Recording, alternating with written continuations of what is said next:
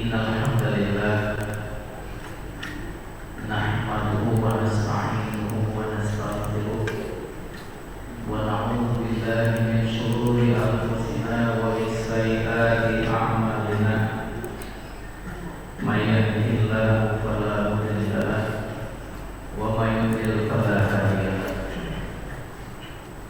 Asyhadu an la ilaha illallah wahdahu la syarika lahu wa asyhadu anna Muhammadan 'abduhu wa rasuluhu alladzi la nabiyya ba'dahu. Allahumma shalli wa sallim wa barik ala nabiyyina Muhammad wa ala alihi wa sahbihi ajma'in. Amma ba'du. Kaum muslimin jamaah salat subuh rahimahumullah, mari kita awali pagi yang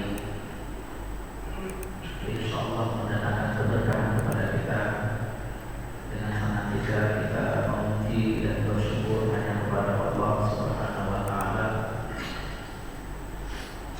yang dengan Maha Rahman dan Rahimnya tidak pernah henti-henti memberikan karunia kepada kita keberkahan itu, yang semuanya itu diberikan kepada kita adalah dalam rangka menguji apakah kita ini termasuk hamba-hamba yang bersyukur atau kita termasuk dalam hamba-hamba yang berpaling. Mudah-mudahan dengan semua karunia dari Allah Subhanahu wa taala membuat kita semakin kuat untuk selalu bersyukur dan memuji kepada Allah Subhanahu wa taala. Shalawat beserta salam semoga Allah turunkan kepada Rasulnya yang mulia Nabiullah Muhammad sallallahu alaihi wasallam. Semoga juga tercurahkan atas keluarga beliau, sahabat-sahabatnya, dan juga kepada para pengikutnya yang tetap setia dalam menegakkan sunnahnya ini. Insyaallah mudah-mudahan kita terakhir di Masjid Taqwa ini adalah pengikut-pengikut setia Rasulullah SAW yang tetap menjaga sunnahnya hingga batas akhir usia kita ini. Kaum muslimin yang dirahmati Allah Subhanahu wa taala, dalam kita menjalani ibadah puasa Ramadan,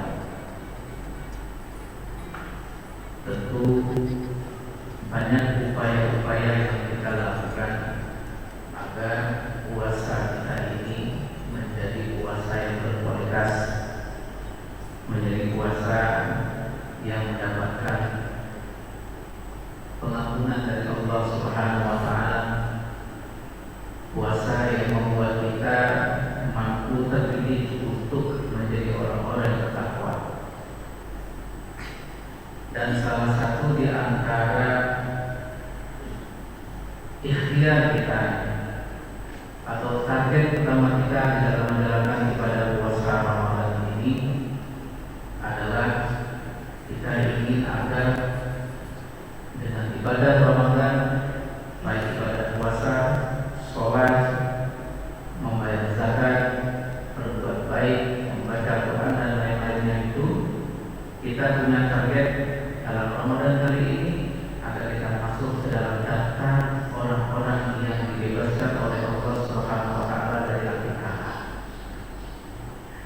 Untuk bisa masuk ke dalam daftar seperti ini, agar kita terbebas dari neraka atau kita termasuk ke dalam golongan orang-orang yang Allah hindarkan dari api neraka, ada beberapa target atau kriteria yang hendaknya bisa kita lakukan. Yang pertama, kaum muslimin yang dirahmati Allah Subhanahu wa taala, adalah kita tidak tertinggal dalam takbiratul ihram bersama imam dalam sholat berjamaah, sebagaimana disebutkan di dalam hadis riwayat Imam Tirmidzi, selama 40 hari. Tidak tertinggal dalam takbiratul ihram bersama dengan imam dalam sholat berjamaah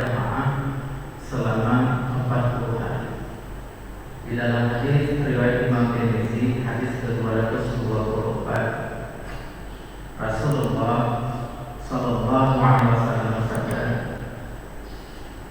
"Man shalla lillahi arba'ina yawman fi jama'atin yudrikut takbiratul ula kutibat lahu bara'atun minan nar wa bara'atun minan nifaq." Kata Rasulullah sallallahu alaihi wasallam, siapa saja di antara kalian yang sholat berjamaah selama 40 hari dengan mendapatkan takbir pertama, artinya tadi kita betul-betul takbiratul ihram bersama dengan imam, ikhlas karena Allah Subhanahu wa taala, maka akan dicatat baginya sebagai orang yang terbebas dari api neraka, atau dia akan tercatat di sisi Allah Subhanahu wa taala sebagai orang yang terbebas dari sifat munafik. Nah, kaum muslimin yang dirahmati Allah Subhanahu wa taala, Ramadan adalah kesempatan kita untuk membiasakan diri menegakkan sholat berjamaah 5 waktu, menegakkan diri kita untuk senantiasa disiplin dalam sholat berjamaah, sehingga memudahkan kita untuk mendapatkan takbiratul ula atau takbiratul ihram bersama dengan imam. Nah, yang menjadi persoalan, bulan Ramadan itu kalau tidak 29, 30 hari. Sedangkan Rasulullah menginginkan kita man sholat lillahi arba'ina yawman. Siapa yang di antara kalian itu sholat berjamaah selama 40 hari. Ini perlu menjadi perhatian bagi kita. Mengapa Rasulullah sallallahu alaihi wasallam menyebutkan dengan kalimat 40 hari? Kalau kita perhatikan di sini sebagaimana dijelaskan oleh Imam Ibnu Hibban, penyebutan kalimat 40 hari itu sesungguhnya adalah untuk mendidik kita agar terbiasa sholat berjamaah 5 waktu. Mendidik. Sebab kita ini kalau pada sepekan pertama atau 7 hari pertama kita menegakkan sholat 5 waktu secara berjamaah itu memang berat. Tapi seiring berjalan waktu, setelah kita lepas dari 40 hari sebagaimana yang disebutkan oleh Rasulullah SAW, maka kita akan terbiasa untuk sholat berjamaah, terbiasa untuk selalu bersegera mendatangi masjid dalam rangka sholat berjamaah, dan akan mengalami kegelisahan ketika terdengar panggilan azan. Kita tidak bersegera diri untuk menegakkan sholat secara berjamaah, apalagi tidak mendapatkan takbiratul ihram bersama dengan imam. Inilah yang dijamin oleh Rasulullah SAW. Kalau kita sholatnya berjamaah selama 40 hari, tidak tertinggal kita dengan takbiratul ihram bersama dengan imam, maka kata Rasulullah, kutibat lahu bara'atan, dia akan dicatat sebagai orang terbebas dari 2, terbebas dari neraka, atau dia terbebas dari sifat-sifat nifaq, dari sifat-sifat munafik. Kedua hal ini tentu menjadi perhatian penting bagi kita. Kita pasti marah kalau kita disebut sebagai orang yang masuk neraka. Kita pasti tidak suka ketika kita disebut sebagai orang munafik.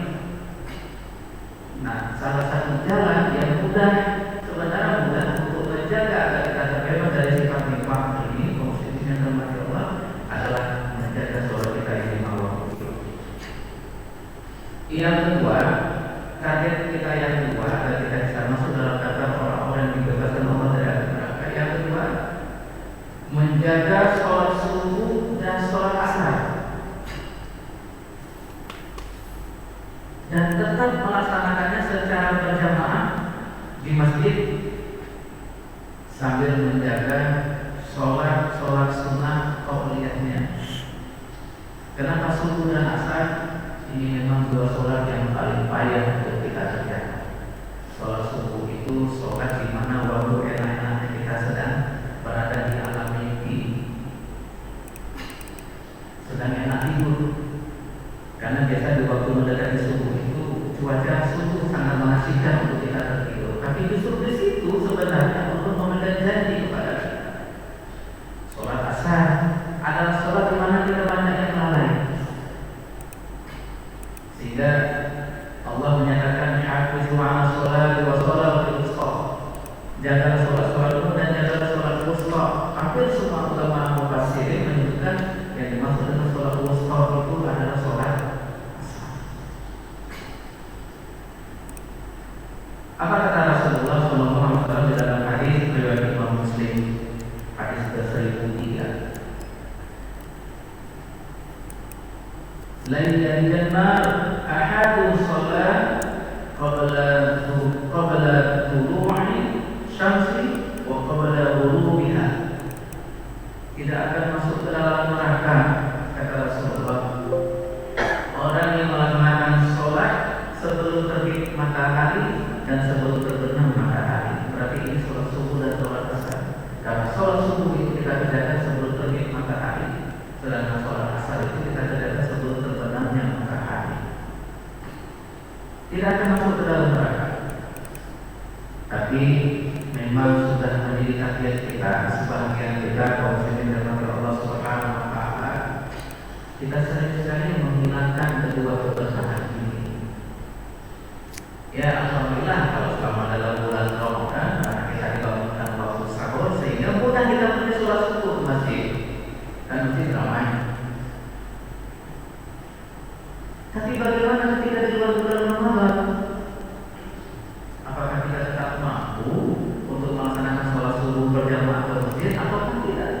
Inilah suatu bulan bagaimana istiqomah kita, bagaimana keyakinan kita, bagaimana keimanan kita, dan bagaimana kekuatan kita untuk selalu percaya dengan janji-janji dari Allah dan Rasul-Nya.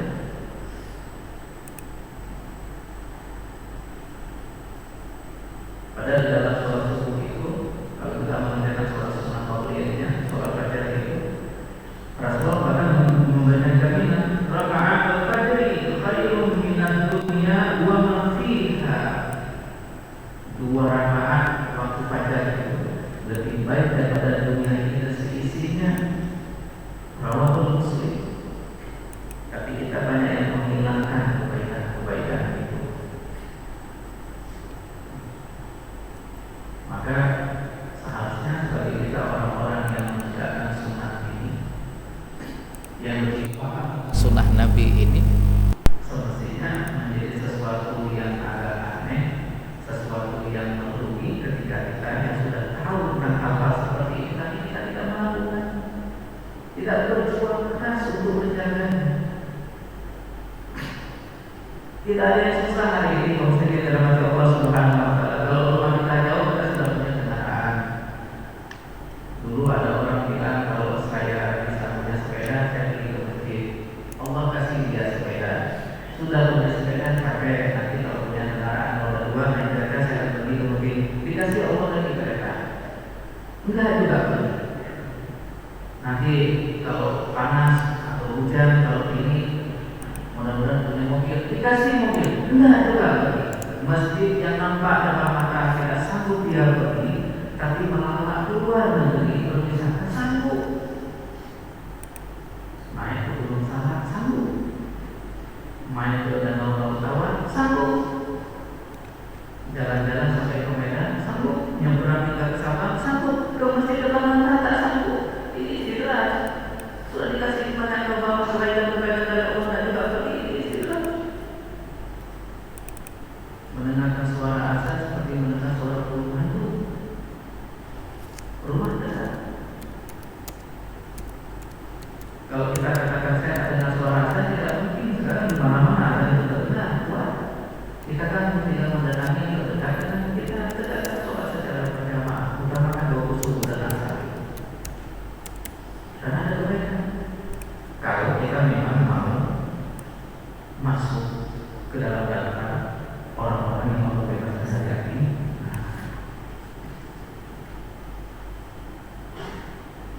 Yang ketiga, khususnya dalam Allah Subhanahu wa taala, agar kita bisa bebas masuk ke dalam daftar orang yang bebas Allah dari api neraka.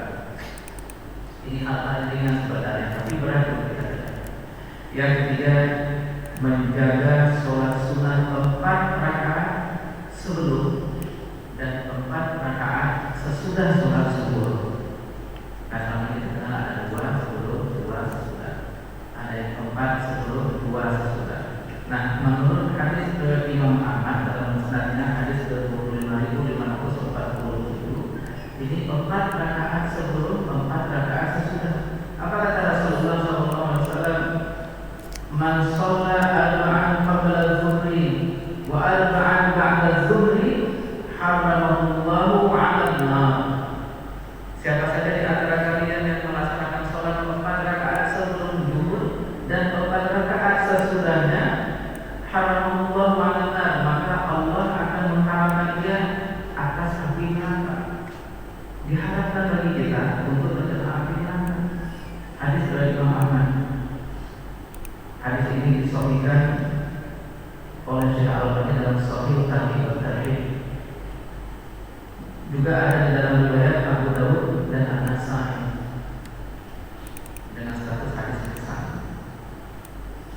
Ini kan sederhana sebenarnya, tapi menjadi tidak sederhana ketika kita merasa payah dan merasa berat untuk melaksanakan. Nah, supaya bisa dapat 4 rakaat yang sebelum zuhur itu, maka kita harus paham kapan waktu masuk sholat. Jadi kira-kira kalau sudah kira-kira 1 atau 2 menit lagi menjelang waktu, maka bersegeralah kita mempersiapkan diri mendatangi masjid. Jadi begitu selesai azan, kita bisa kerjakan 4 rakaat. Agar apa? Agar kita masuk dalam catatan data orang-orang yang Allah bebaskan dari api neraka. Ini sederhana. Jadi sebenarnya kaum muslimin yang dirahmati Allah Subhanahu wa taala, Allah itu memberikan kita banyak sekali sebenarnya peluang-peluang untuk bisa masuk ke dalam surga agar kita terbebas dari api neraka. Sebenarnya peluangnya adalah peluang-peluang yang sederhana, peluang yang mudah, kesempatan yang mudah, bukan melakukan pekerjaan yang berat, hal-hal yang mudah. Tapi betul tarbiyah kita yang mudah-mudah pun kita tidak persulit dia seperti itu. Jadi kalau bisa dipersulit, kenapa harus kita permudah? Padahal itu mudah sebenarnya. Tidak bagaimana kemauan kita. Oleh karena itu, muslimin dirahmati Allah Subhanahu wa taala, dalam kesempatan Ramadan ini kita perlu mengambilnya, berupaya untuk menjaganya, belajar kita biasa membiasakan diri kita dalam bersedekah, dalam kebaikan, dalam ketaatan kepada Allah Subhanahu wa taala. Lalu yang selanjutnya, muslimin dirahmati Allah Subhanahu wa taala, yang keempat, sebagaimana sabda Rasulullah sallallahu alaihi wasallam dalam hadis riwayat Imam Tirmidzi dan An-Nasa'i. Apa kata Rasulullah? La yalidun nar rajulun baka min khasyatillah. Tidak akan masuk ke dalam neraka seorang laki-laki yang menangis karena dia takut kepada Allah Subhanahu wa taala. Tidak akan masuk ke dalam neraka seorang laki-laki yang dia takut kepada Allah Subhanahu wa taala. Jadi kehidupannya penuh dengan takut, rasa takut kepada Allah Subhanahu wa taala, khasyah, rasa takut. Tapi takut di sini bukan berarti takut menjauhi Allah, takut tapi semakin mendekat kepada Allah Subhanahu wa taala. Ada muncul rasa takutnya kepada Allah, tapi ini membuat semakin taat kepada Allah Subhanahu wa taala. Rasa takutnya itu bukan membuatnya semakin tidak berkurang, tapi justru rasa takutnya itu menjadikan dia semakin soleh, semakin taat, semakin kuat dalam menjalankan berbagai amalan-amalan soleh. Dan dia menangis sama Allah Subhanahu wa taala ketika berzikir, di saat orang lain sedang tertidur dia menangis, sholat di saat orang lain sedang tertidur dia menangis. Sehingga kalau kita lihat dalam surah As-Zumar pada ayat 9, amman huwa qanitun ana al-laili sajidan wa qa'iman yahdaru al-akhirata wa yarjuna rahmata rabbih. Itu Allah mempertanyakan, apakah sama orang-orang yang mereka bangun pada waktu malam tadi, mereka berdiri, mereka sujud, mengharapkan rahmat Tuhannya, mengharapkan agar Allah menyelamatkan dirinya dari azab api neraka, sama tidak dengan orang yang tidur? Kita pasti bisa jawab. Dan orang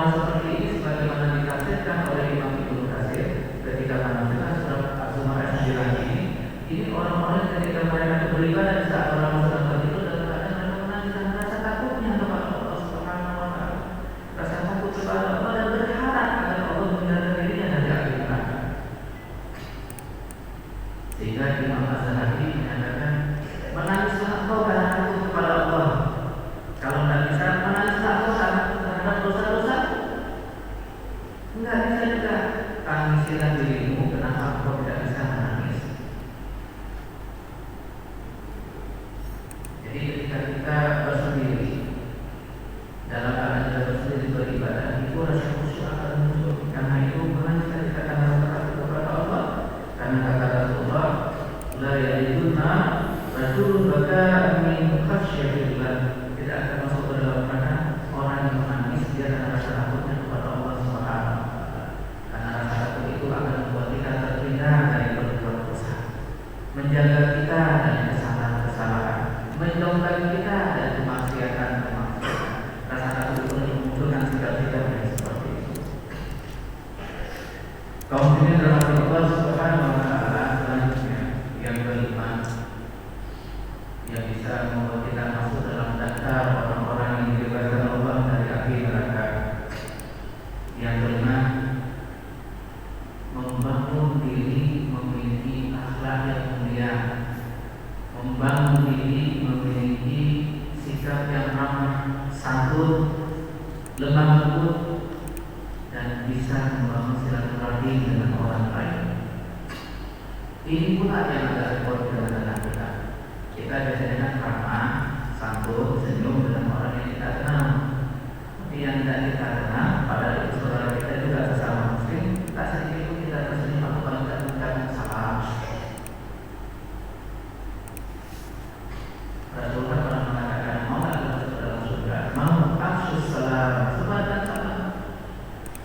Salam menyebarkan keselamatan, menyebarkan kesejahteraan, menyebarkan kebaikan-kebaikan. Di dalam hadis riwayat Imam Tirmidzi, hadis ke-2412, apa kata Rasulullah SAW? Ala ukhbirukum biman yahramu 'ala an-nar aw biman tahrumu 'alaihi an-nar. Maukah kalian aku beritahukan orang yang Allah haramkan baginya neraka, atau yang diharamkan baginya masuk dalam neraka? Apa kata Rasulullah kemudian? Kulli qalibin hayyin sahla. Orang yang Allah hindarkan itu dari api neraka atau diharamkan untuk masuk ke dalam neraka adalah orang yang memiliki akhlak yang baik dalam pergaulan dan dia mudah membangun silaturahmi dengan orang lain. Ini dua hal ini agak sulit untuk kita lakukan pada waktu belakangan ini. Maksudnya dalam Allah Subhanahu wa taala. Terkadang hanya hal-hal yang sepele membuat kita menjadi terputus silaturahmi. Hal yang sederhana antar tetangga terjadi cekcok, lalu saling tidak mau bicara dengan tetangga. Padahal mangkana yu'minu billahi wal yawmil akhir fal yukrim janahu. Siapa yang beriman kepada Allah dan hari akhir, muliakan tetangganya, silahnya. Tapi hari ini kita itu tidak bertetangga lagi. Kadang-kadang saking marahnya dengan tetangga, kalau tembok setinggi-tingginya supaya tak aman.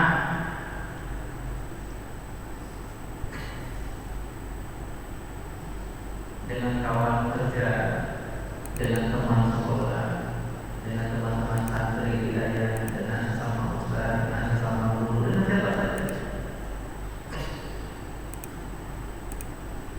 Bukankah disebutkan di nama Rasulul Karimah Akhlak bahwa Rasulullah itu dalam akhlak memperbaiki akhlak?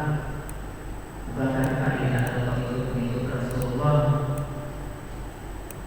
Bukankah Allah meminta kepada kita, qul in kuntum tuhibbunallaha fattabi'uni, kalau kita benar-benar cinta kepada Allah, fattabi'uni, maka ikutilah kepada Rasulullah SAW. Rasul itu akhlak yang mulia, kita ikuti akhlak mulia Rasulullah. Fa'ahsin kama ahsanallahu ilaika, berbuat baiklah kita sebagaimana Allah juga sudah berbuat baik untukmu. Jadi berbuat baik kepada orang lain. Masalah orang lain balas sempurna untuk kita, itu bukan urusan kita. Kita tetap membalasnya dengan kebaikan-kebaikan. Disinilah sebenarnya yang diinginkan oleh Rasul pada kita. Ketika kita mampu membalas keburukan orang lain dengan kebaikan, disitulah sebenarnya letak ketinggian akhlak kita. Oleh karena itu, ini dalam Allah Subhanahu wa taala, ini masuk betul sangat kita jaga.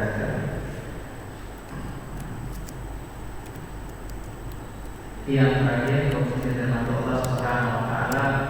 Nah, ini sedang kita jalani agar kita masuk ke dalam daftar orang-orang yang dibebaskan Allah dari api neraka. Maka kita harus bisa berpuasa dengan cara yang benar, berpuasa dengan syariat yang benar, berpuasa dengan sikap-sikap yang benar dalam bulan suci Ramadan. Jangan sampai kemudian kita jadi orang-orang yang sebagaimana disebutkan oleh Rasulullah dalam hadis riwayat Imam Ibnu Hibban, An-Nasa'i dan lain-lain. Kami shaim laisa lahu min siyami illa al-ju'i wal 'atash. Banyak betul orang-orang yang mereka itu berpuasa tapi tidak ada apapun dari puasa mereka itu illa al-ju'i wal 'atash, kecuali hanya lapar dan haus saja. Banyak orang yang berpuasa tapi makannya tak berpuasa, masih senang lihat-lihat sesuatu yang tidak panas. Saya katakan begini bukan berarti lantas kalau kita memang ada baju bagus orang tua tak boleh kita tengok. Tapi yang dimaksud di sini adalah menjaga pandangan mata kita, menjaga perbedaan kita dari sesuatu yang membuat Allah itu tidak suka, yang membuat pahala puasa kita terus kurang, atau bahkan menghilangkan seluruh dari amal-amal puasa kita. Berpuasa tapi telinga kita masih tidak mampu untuk berpuasa, masih senang mendengarkan berita-berita yang tidak benar, berita-berita yang tidak benar, hoax, berita dusta, masih senang mendengarkan hal-hal sebenarnya yang lalu yang sia-sia. Puasa tapi lisan kita tidak berpuasa, masih senang kita bergibah, tajasus. Ada Allah sudah sebutkan wala tajas wala yarfa'u ba'dukum ba'dan, jangan tajasus, jangan kamu saling selidiki, jangan cari-cari bukti-bukti korek-korek kesalahan orang lain, karena kita juga punya kesalahan. Kita sibuk mencari aib orang lain, tapi kita lupa kita punya aib juga.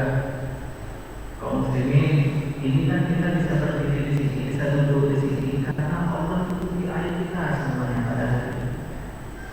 Andaikan Allah buka aib kita, dibukalah semua aib kita pada hari ini, saya yakin tidak ada satu orang pun di antara kita, termasuk saya yang berada di datang ke masjid ini, karena terbuka aib. Justru ketika Allah menutupi aib kita, disitulah betul rasa kasih sayang Allah kepada kita. Maka jangan kita buka aib orang lain, jangan lisan ini jangan kita fitnah orang, jangan kita fitnah orang, jangan kita ngomong yang dusta kepada orang. Dalam bulan Ramadan kita dididik untuk banyak-banyak membaca Al-Quran, banyak-banyak bicara yang baik, menahan diri. Kalaupun ada orang yang mengajak kita untuk berbicara yang surut, kalau ada surut, bicara-bicara yang buruk, katakan saja, sorry, saya puasa, tahan, atau katakan saja orang-orang seperti itu. Banyak juga yang puasa, tapi hatinya masih belum amanah dan prinsip belum puasa juga. Padahal innas sam'a wal basara wal fu'ada kullu ulaika kana anhu mas'ula. Sesungguhnya pendengaran, penglihatan dan hati itu semua nanti akan dimintai pertanggungjawaban oleh Allah Subhanahu wa Ta'ala. Karena itu maksudnya mari kita berpuasa dengan cara benar, kita jaga betul-betul puasa kita ini. Karena sebagaimana di dalam hadis Rasulullah SAW mengatakan, qala Allah azza wa jalla, berfirman Allah azza wa jalla, innamas siyamu junnah yastajibuhunna. Puasa itu adalah tameng, puasa itu adalah perisai yang menjadi tempat perlindungan seorang hamba dari api neraka. Puasa itu untuk Allah Subhanahu wa Ta'ala. Karena itu Allah sendiri akan langsung memberikan pahala kepada kita. Karena itu mari supaya puasa kita pada tahun ini